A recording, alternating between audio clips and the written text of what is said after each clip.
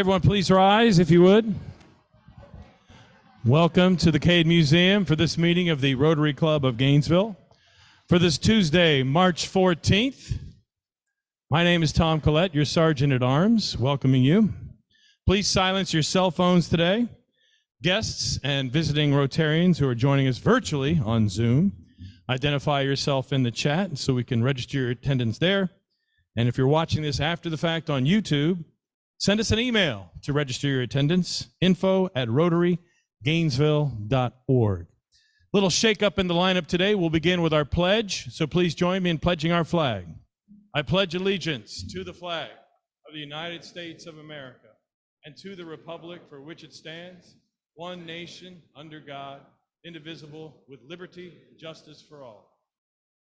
Now please remain standing for our invocation, offered today by Lori Vidal. Now I was sure that you would at least pick up with the joke part of, okay. Yeah. Okay, let's pray together. We thank you so much, Heavenly Father, for the spring and just the hope now of warmer and longer and brighter days that are coming. Thank you for the coming of the beautiful green growth and life and birth that's all around us. Thank you that things are coming awake in the world, and this is what our calendar says, and we do see some of the signs that it is real. And now we ask that you bring into reality all that belongs in this season. Your word says that we will have provision and hope and joy and health and loving relationships here and now in this life. And we ask that what belongs in this season would become actual and practical ways in each one of our lives, that we can experience a spring in our hearts, an attitude of hope and seeing our promises met. And we just want to hope in your gift of creation. And we pray in your name. Amen.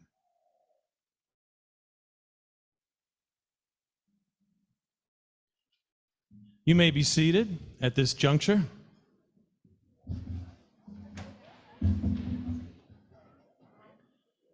I know that we're all not Irish, but I see some dressed in green today. So a special song today, you may all be seated. Our song is next. Come on, Mike, sit down. Wow. We go over the agenda, and this is what happens when we switch it at the last minute. Habits are hard to break, right? But anyway, anyone with any Irish heritage, raise your hand in the crowd today and of our members. Okay, all right. Well, I don't have any Irish heritage in me, but around this time of year, I always consider myself very blessed and lucky because my dad's birthday is on the 15th of March, and he'll be 92 tomorrow. So I'm very blessed in that regard. And here to honor St. Patrick's Day, if you'll draw your attention to the back towards our piano, we have a special song today, and to sing it is Bob Crane. Bob, you're on. Thank you very much. Is this on? Is this on? Okay, this is on. This is actually now called Danny Boy. It's the oldest song in the world, I'm told, patterned after Londonderry Air. And then a transition or two came along, and I've got a couple verses of it that are different than this one, but this is the standard world-known Danny Boy.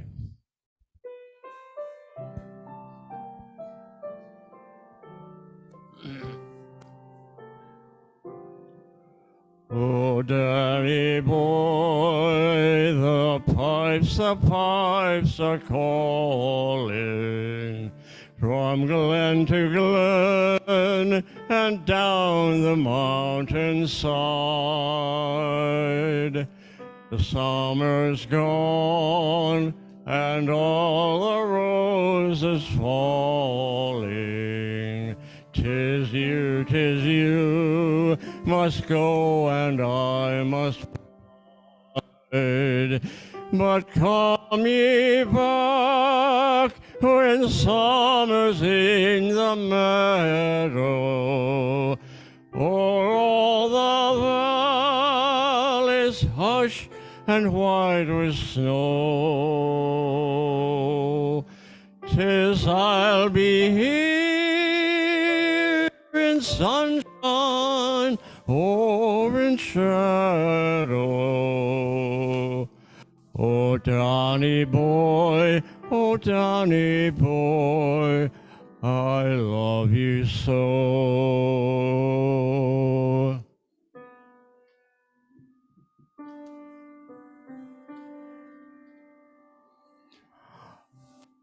When winter's come and all the flowers are dying, and I am dead as dead well may be, you'll come to me and find the place where I'm lying, and kneel and say, and I'll be there for me.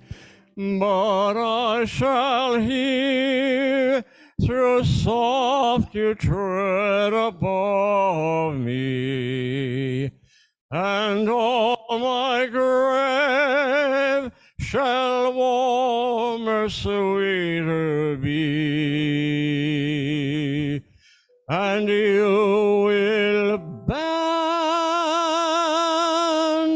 and tell me that you love me, and I shall sleep in peace until you come to me. Thank you, Bob. Thank you very much. Thank you. Thank you very much. Appreciate it. Appreciate it. Have a good day. And Bob, if you can hand that microphone off to Jason Shank. For all of our visitors today visiting us here at the Rotary Club of Gainesville, please stand. If you're a guest, have your sponsor members stand with you to introduce you. Where are we going to start?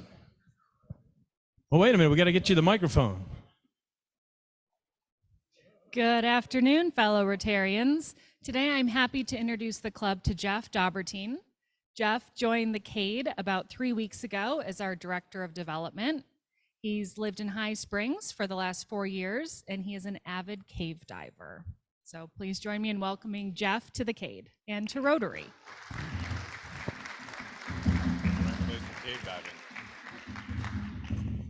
Good afternoon, Rotarians. Let me introduce my new best friend, Ken Amati, that I've known for, 15 minutes now? Yes, sir. Ken has moved his family up from Cape Coral within the last year. He's the new CEO of Okamic. Thank you.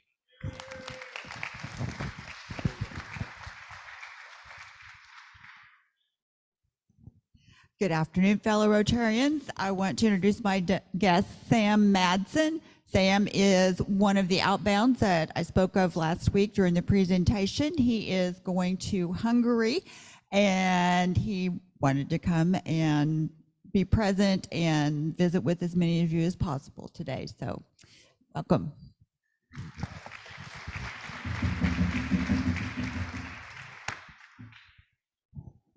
Hi everyone, my name is Ify. For those of you that are not used to hearing me talk, so I'll talk slowly so that you can understand me. I brought my friend today, Miss Kathy Stewart. She's a health professional born in this town, so she might know most of you, but I don't. I'm new to Gainesville, so please help me welcome Miss Kathy to the club.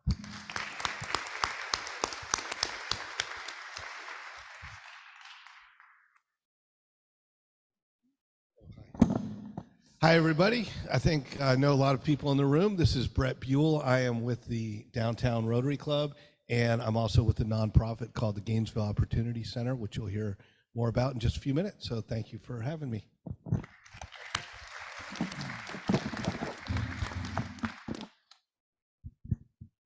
Good afternoon, everyone. John Kelly with Glassman and Zissimopoulos. Today, my guest is Paul Brockway, the newest lawyer, but it's not so new anymore. He's been with us for about 18 months at G&Z. He's a board-certified civil trial lawyer, and he's proud to be my guest today to visit Rotary.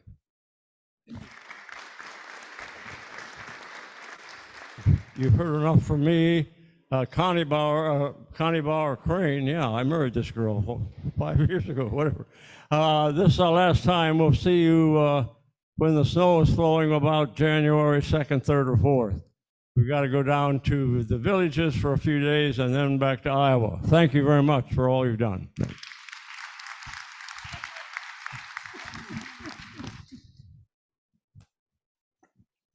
Good afternoon, Rotarians. I'm Rogers Bartley, and my guest today is my younger brother David from the Memphis area. Welcome to each and every one of our guests today. Now we have a series of announcements for everyone. First up, you heard from him just a moment ago, introducing himself as a guest. Please welcome to the podium, Brett Buell. Brett, come on up.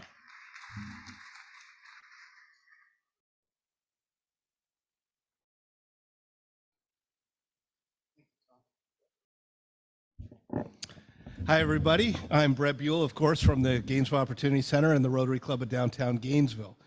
The GOC would like to announce our car wash this Saturday. In the likely event of rain, we will have the car wash the following weekend, and if it rains the following weekend, then we'll reschedule probably once again. The Gainesville Opportunity Center, for those of you not familiar with us, we help adults living with chronic mental illness get back into the community and lead productive lives. Our members, not our patients or clients, come and participate in our workday. They perform meaningful tasks, they gain confidence, and they feel needed because they're doing something that matters. This empowers them to move forward and take important steps in their lives. The GOC was a recipient of the Wild Game Feast last year. We plan to buy some equipment with the money and upgrade our kitchen just a little bit. But through the generosity of Rotarians such as Dalton Baker, Michael Pellet, Michael Conroy, Steve Elder, and Brian Nasworth of the Sunrise Club, this project has grown substantially into a full kitchen and dining room remodel. We will soon have a restaurant-style commercial kitchen that will not only allow us to feed more people, but will give our members a more professional work environment that will hopefully help get them back into the workforce. After permitting and other delays, our project is slated to begin April 27th. So we're really excited about that. We would love for you guys to come by to our car wash or come by for a tour so we can get your picture in our old kitchen. This fall, we're going to have a GOC event to thank all of you in this room and all of the Rotarians and all the clubs. Our members, many of whom have not worked in years, will make and serve you guys dinner. And they'll do it with a smile. Now, when you think of a mental health organization, the first word that comes to mind is usually not smile, but if you come to the GOC, you're going to see a lot of smiles. You're going to see a lot of difference we're making in people's lives, and we hope to grow.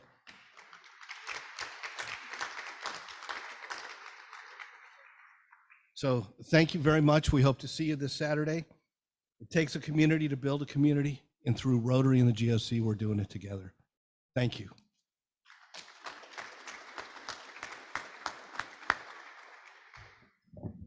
Our next announcement will be offered by Mike Conroy.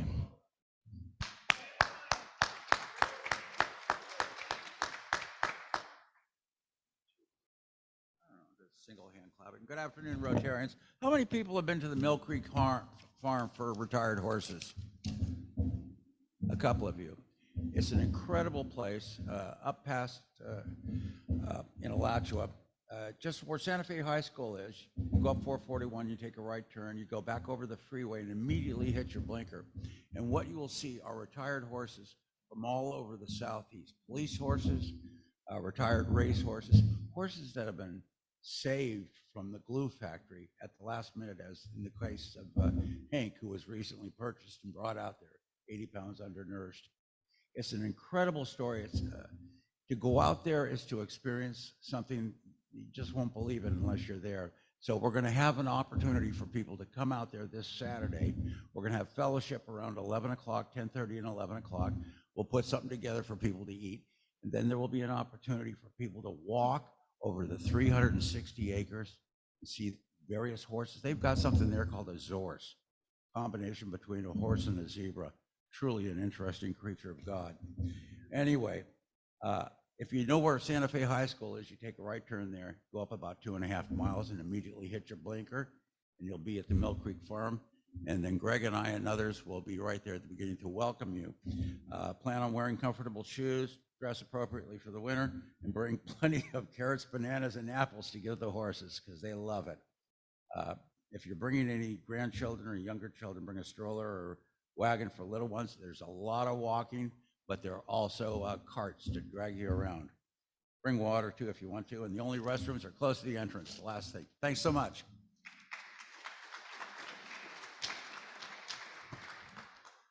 Thank you, Mike. And our final announcement offered today by Linda Reinhardt.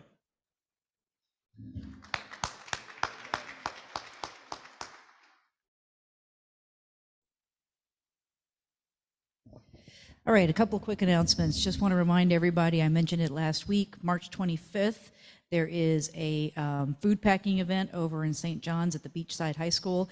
If anybody's interested in participating, and it starts at 1 o'clock, please let me know. I can get you hooked up with the event organizers. One thing I forgot to mention, with the 100,000 meals that they're hoping to package, they're all going to be distributed throughout all the counties in District 6970. So some of those meals will actually be coming back to Alachua County as well. So I just wanted to share that. On that same day, is the grant training seminars. It's at the same day, same location in the morning. If we want to apply for any district grants, we have to send 2 people to those trainings. So I'm looking for to find some volunteers that are willing to go over there and do that training. If you're going to the food packing, it would be a tag on in the morning. You do have to register for it. If anybody's thinking about submitting a grant, it'd be a really good idea for you to be one of those people to go, and that will help us out a lot. And then the last thing that I wanted to remind everybody about is the district training seminar is May 12th and 13th, and registration is open for that, and that will be at Flagler College.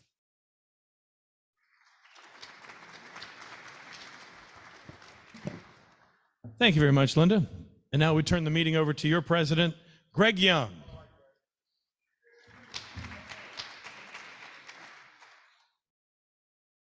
Thank you, Tom. Well, hello, everyone. It's so good to see you all today. I just want to give you a quick update. Last evening at the board meeting, we voted to support the Southern Sudan Healthcare Organization, the group that Jacob Atim is working with, through a district grant. Our club is contributing money that will then be paid back to us by the district. So they will fund us back the money that we put forward to help make that project go forward. It's for maternal and child health in an area that is in big need for that. So. And thank you to Jacob. He couldn't be here today. He's with his family. I think they're on spring break, so that's why the traffic's so less. Get around town faster these days. So the board also approved some funds from our disaster relief fund in the foundation to go to the Turkey and Syria for the relief efforts that are going on there. The district will also match that grant that we're giving.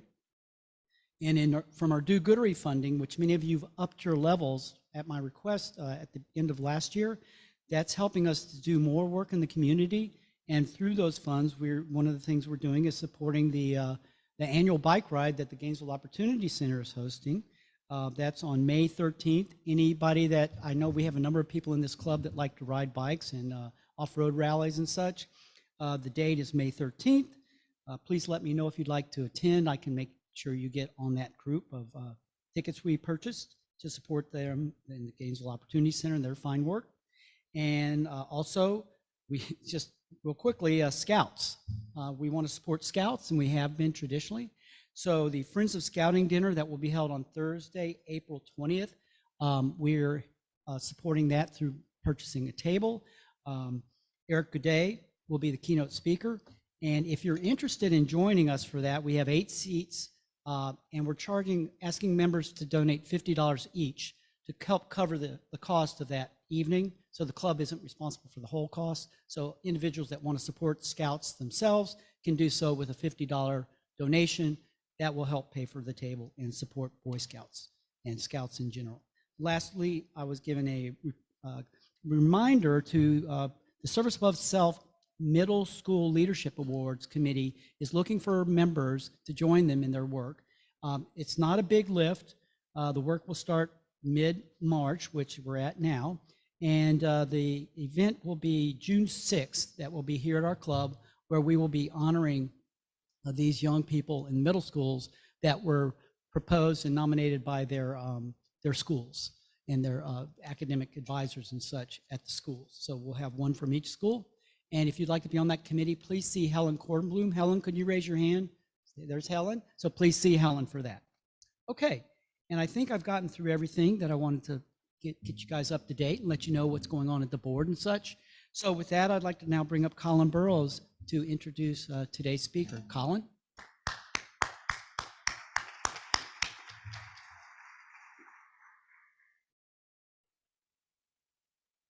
I'm really looking forward to this talk. There was something on 60 Minutes. If any of y'all saw 60 Minutes, this might clue you in on the topic today.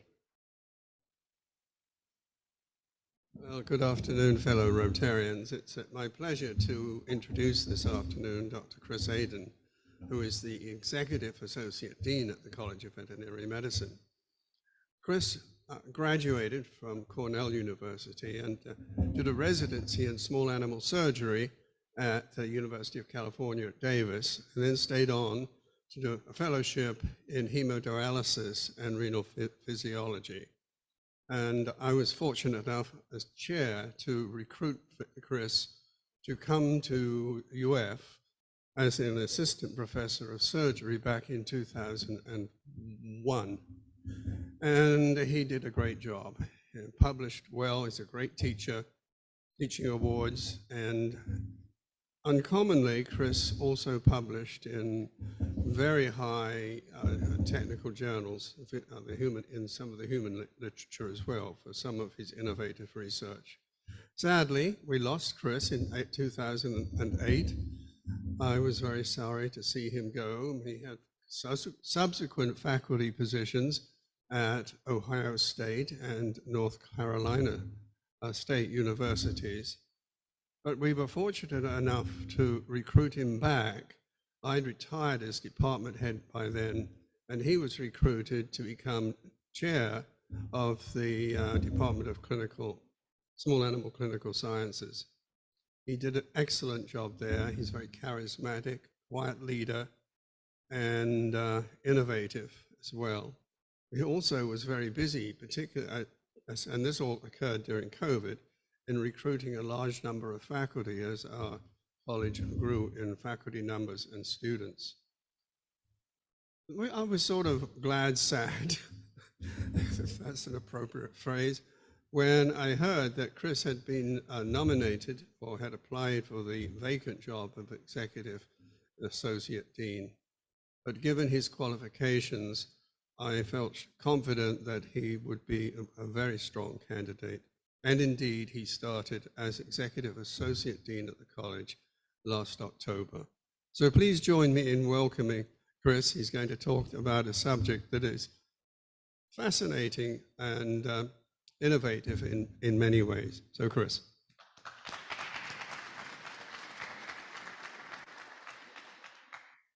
Well, thank you all for welcoming me here. As I was listening to your president talk, I just wanted to tell you how you're reaching out to the community. You know, Jacob Atem is someone that attends my church. We support him. I know his family, his children, his wife.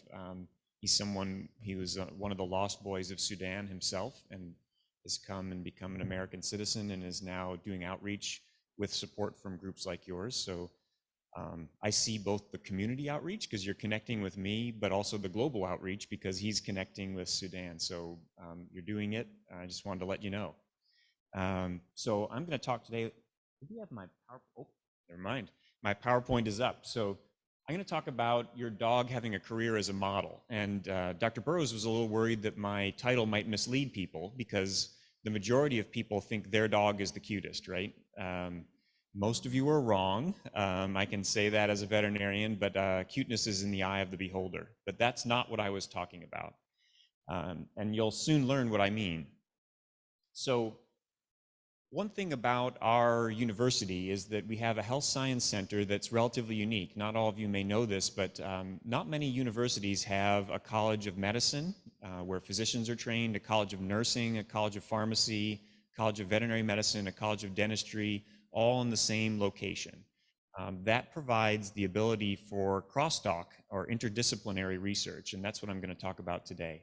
And in particular, we have a top 10 vet school with the #2 busiest teaching hospital in the United States. We see 50,000 small animals a year at the small animal hospital now, and the #1 hospital in Florida with Shands and its affiliates. So that combination is what we're going to talk about today. How can animal health and human health be tied together?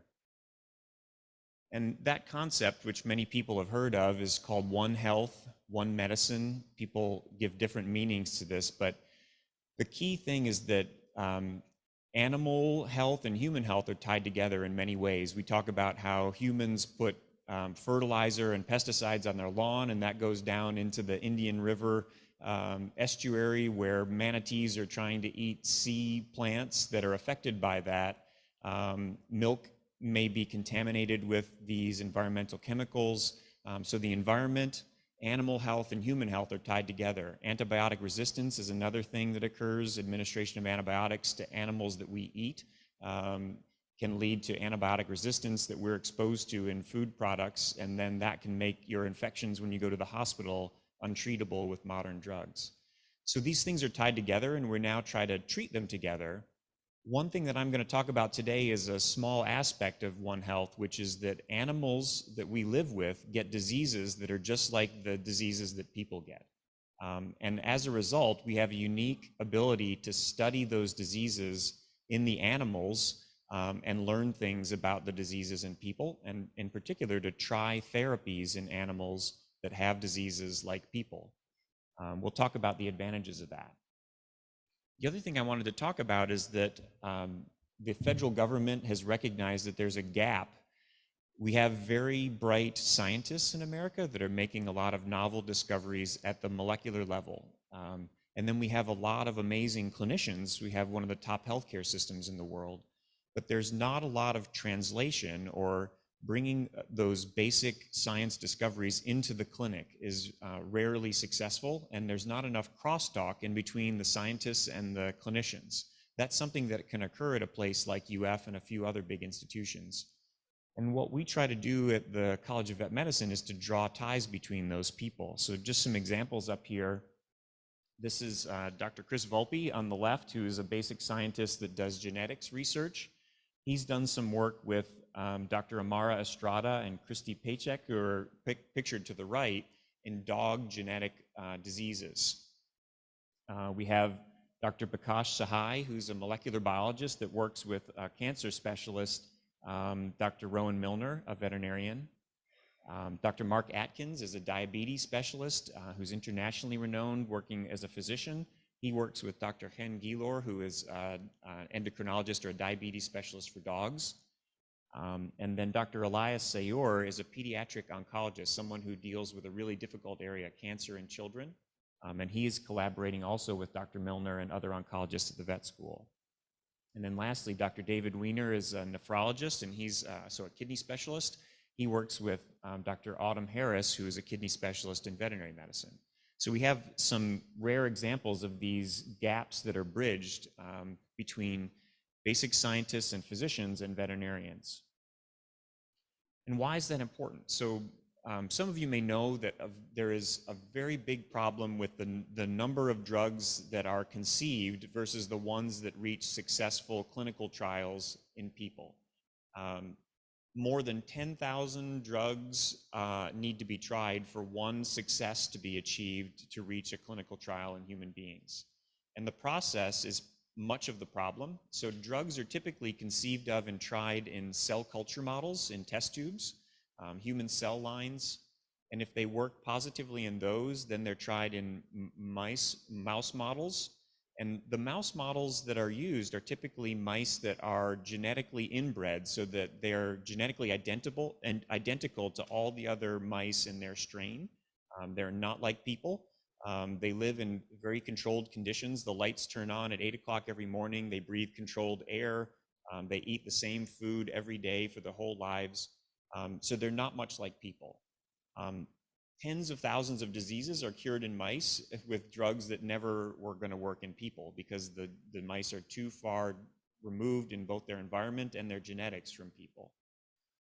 The next step that was typically done is that drugs were tried in non-human primates, so monkeys. This was considered ethically unacceptable and has become more and more rejected by our public. And it is also extraordinarily expensive. And again, the monkeys live on controlled diets in an environment that isn't the same as ours. And lastly, they don't get the same diseases that people do. So there is lots of problems in this.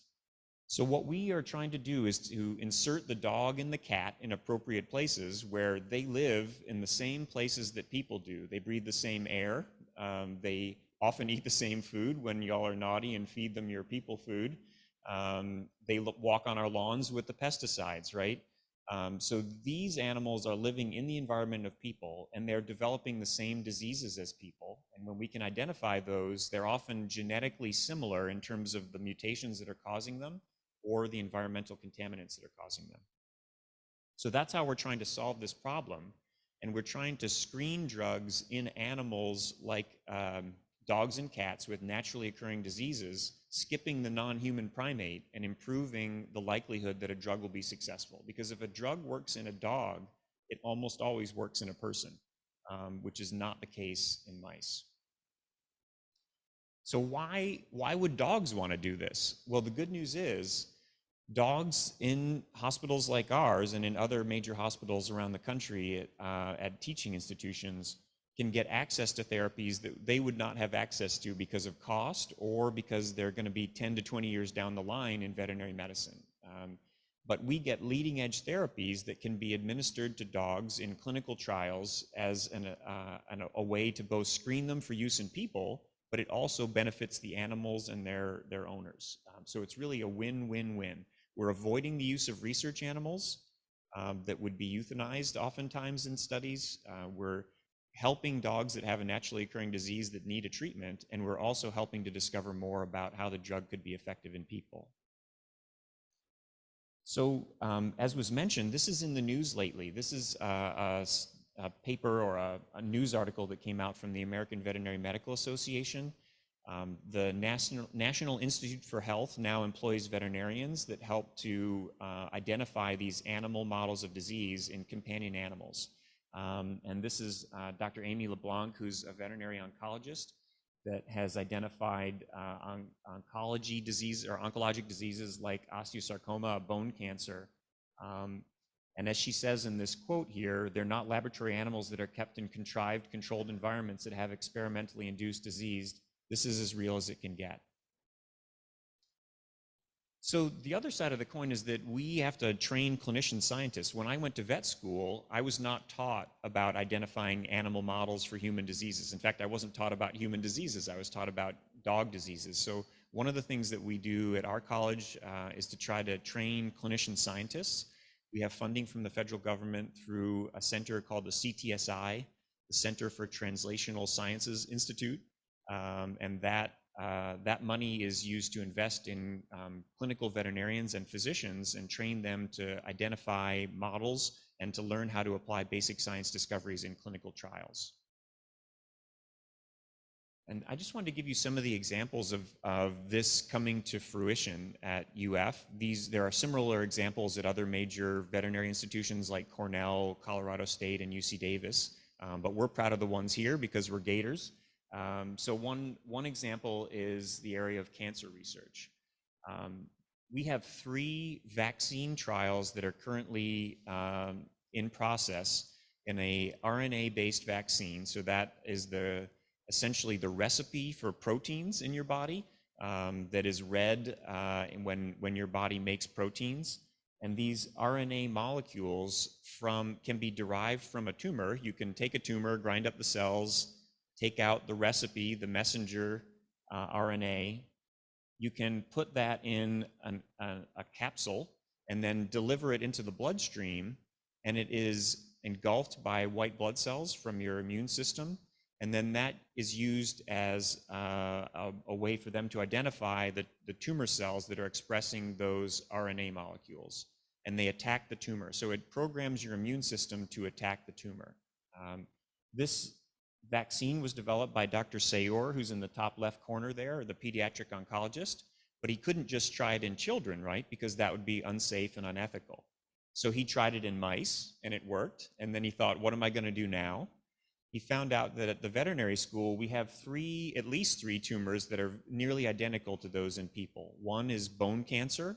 This is osteosarcoma. It occurs in young, rapidly growing children.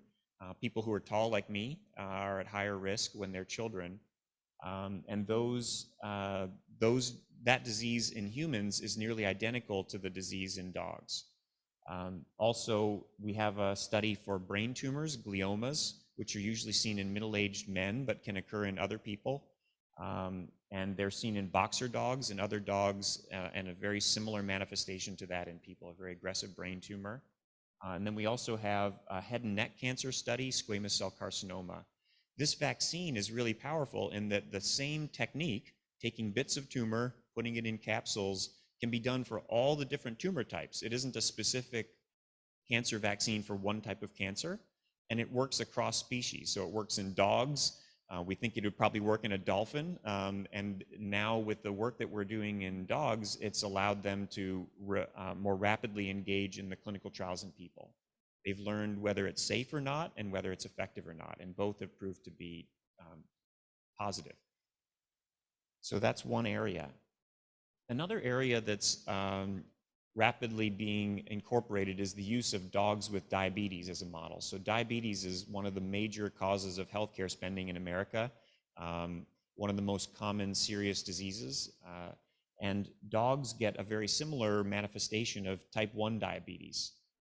And dogs with diabetes, just like people, have immune systems that contribute to the rejection of cells that you might transplant to help treat the diabetes.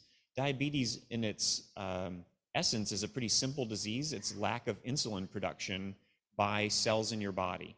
And it's essentially a low-hanging fruit for transplantation therapy, because if you can put cells in the body that make this hormone insulin and have it be produced, then you can cure diabetes with cell transplants, not even having to give a whole organ transplant. But the problem is that the body rejects those cells because they're foreign, they're from another animal, and they're rejected as a foreign material. As companies develop strategies to do transplantation and they want to test them in an appropriate model, we can do that in dogs. And this is an example of a study that I did in diabetic dogs where insulin-producing cells were encapsulated in a nanoporous capsule. So it's a capsule that has pores that are 50 or 80 microns in size. That's too small to allow immune molecules, immunoglobulins, to enter and attack the cells, or certainly too small for cells to attack from your immune system. But they're big enough to allow insulin and glucose to travel back and forth through this bubble that's around the transplanted cells. So these are the sort of innovations that we can test. New implants can be tested in dogs to cure diabetes. And it's going to help dogs with diabetes and help people with diabetes as we can trial these. Another one is cardiomyopathy. You may have heard of basketball players suddenly flopping down when they're playing basketball. This is the sort of thing that's discovered in people as a surprise. There's a relatively high incidence. I believe almost 1 in 200 people are affected by cardiomyopathy. It's an illness of the heart muscle, and it's generally genetically inherited. And it's also present in dogs, in particular the Doberman Pinscher is a model. We've discovered that the mutations that cause this in Dobermans are similar to the mutations that cause it in people. And now at the University of Florida, we're doing genetic research using a new technology called CRISPR-Cas9. This is a gene editing system that has been developed for use in the laboratory, where you can find areas of the genome and splice in new sections that you want to replace incorrect sections, for example. So it's like a grammatical corrector for DNA. This process is being used by our basic scientists, and we are using it in the genetic material from Dobermans in the hope that we can cure both Dobermans and people. And again, we can try it in Dobermans before we try it in people to make sure it's safe and effective. And then lastly, orthopedic diseases are something that are shared. Many of us are affected by arthritis as we age. Dogs are too. We can do joint replacements in dogs. And we use medications that need to be screened in dogs, like non-steroidal anti-inflammatory drugs, biologics. Drugs that can help arthritis need to be screened in an animal model that's similar to people, not in mice. So this is a real opportunity. At the vet school, we're doing all kinds of joint replacements. Dr. Stan Kim, depicted here with a Labrador, has done an ankle replacement, something that's very unique. We do hip replacements, as depicted in the top right. We have a gait laboratory where we can objectively measure whether after a dog is given a drug, whether they're bearing more weight on the affected leg. Rather than just looking at them and saying they look better, we can scientifically measure it. So that allows us to do studies. And then at the bottom left, Dr. Stan Kim and Dr. Adin Bedreski are working with 3D modeling. So when a pet comes in with a bone fracture or an angular limb deformity, a crooked leg, they can do 3D modeling of the bone using a CT scanner, and then print out patient-specific guides to show where the surgeon should cut, where the bone should be reconstructed, and they can even 3D print the bone plate that needs to go on to repair it to get perfect alignment of the limb again. These are all things that are tried in dogs and then can be applied in people as well. So if you're interested, if you're thinking maybe my dog can be a model, now that you know what I mean, these sites are located on the UF CVM. This is the address for our clinical trials site. We usually have 50 to 70 clinical trials active at any time. And they're grouped here in areas. So, you look in cardiology, oncology, orthopedics, and then it will list the active studies. And by participating in these, you get the benefit of having a novel treatment for your pet, but also contributing to science, which makes people feel good too. So with that, I'll conclude and would be happy to entertain any questions or comments. Thank you.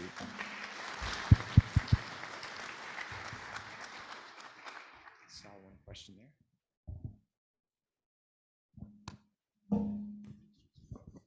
I'm curious, do animals in Europe and Australia and stuff have the same diseases and stuff as animals in the United States? And base that on the fact that so much is added into our food that is not allowed in other countries. That's a great question. So animals in other countries do get similar diseases like these. So diabetes, osteosarcoma, the bone cancer, and they're generally breed associated. So in veterinary school, one of the things that we learn is if a Doberman comes in and it has an irregular heartbeat, think cardiomyopathy, whereas you would not think that in other dog breeds. But those dog breeds in Europe are affected just like in America, because there's exchange between countries in genetics. The environmental factors are something we're still figuring out. It's so complicated. I think that those level of analyses are going to require artificial intelligence and machine learning for us to have big data reservoirs where we compare incidences of diseases that are environmental in Europe and in America, so that we could answer questions like those. That's something that UF is excited about doing because we have a big supercomputer, one of the smartest in the country. But the problem is that we have to spend a lot of time collecting those databases. And veterinary medicine is different than human medicine. Human medicine, because of insurance companies, is required to report all diagnoses with certain codes so that you could go to any hospital in the country and collect data on cardiomyopathy because they had a code for insurance that they entered. Veterinary medicine, because more than 90% of people don't have insurance, they don't have that sort of driver to make them all report diagnoses in the same way. So there's no uniform reporting system, and someone would have to go through and figure out on a national or international basis how to collect that data in a uniform way. So that's the kind of big picture things that we're thinking about now, but it's it's going to take a lot of money and time to do that. Thank you. Dr. Adin, thank you for a beautiful lecture. Could you tell us more about the glioma studies? Yes, thank you. So I heard that you're a neurosurgeon, so I'm nervous speaking about brain tumors, but I will.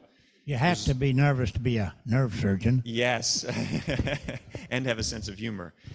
So the glioma study is being carried out by Dr. Sheila Carrera-Justiz, who is a neurologist at the College of Veterinary Medicine. And gliomas are invasive brain tumors in dogs, just like in people, that are poorly responsive to surgical removal because there's a poor delineation between the normal brain tissue and the tumor itself. So you can't peel it out like some tumor types. And typically it's treated with radiation therapy for that reason, because we have to use an approach that doesn't harm the normal brain tissue as much. But we are using that in combination with the vaccine in an attempt to get both the immune system and the radiation therapy to treat it. And they have had some excellent successes. My understanding is that we've had a couple of dogs live 2 or 3 years after the treatment, where the normal survival would be a matter of a couple of months. And the other thing about dogs is because they don't live as long as people, we can do these studies to follow them out and get to a conclusion quicker than if we were doing studies in people and following them out. A survival of 5 years in a dog is the equivalent of 50 years in a person, and that those studies take a lot longer to do. Not sure if I answered your question, but thank you. Thank you. Just a quick question. Just a quick question. I saw in one of the first slides you had a lot of arrows from the researchers and doctors and so forth going to the veterinarians with ideas and so forth. What sort of ideas are coming in the opposite direction? Hey, that's a great question. So what ideas are coming from the clinicians to go to the scientists? The way that those are usually stimulated is where a clinician finds a disease that they don't have a good treatment for, and they go looking for someone to help them solve it. The most effective things that I've been involved with is where I, as a clinician, go to lectures given by scientists, and I hear them talking about what they're doing their research in, and I can put together, hey, that's something that applies to a clinical disease that I know about that basic scientist doesn't know exists. That, to me, is the easiest connection. So what we try to do is to have forums in which our basic science people talk about their research to people who are clinicians that wouldn't normally go to that kind of talk, and then those are where the idea generation occurs. So you have to have somebody that knows about the disease, hear about the research discovery, and to be able to put 2 and 2 together. Thank you.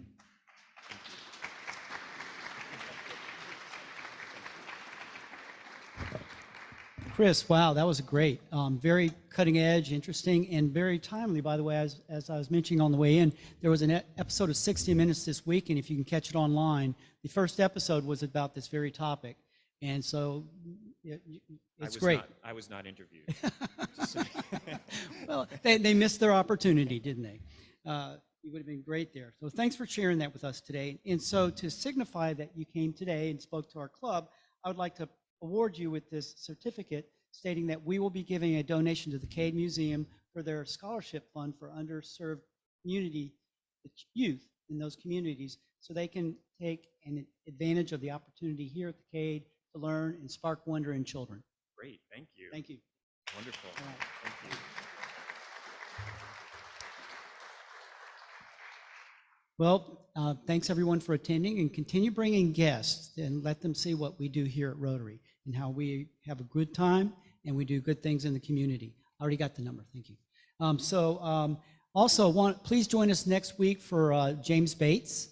He will be our presenter, and he'll be speaking to us, to the best of our knowledge, on college athletics today. As I came in listening to something on NPR about gambling entities coming onto college campuses. Anyway, we'll learn something, I'm sure, and be entertained, no doubt. Okay, quote of the day.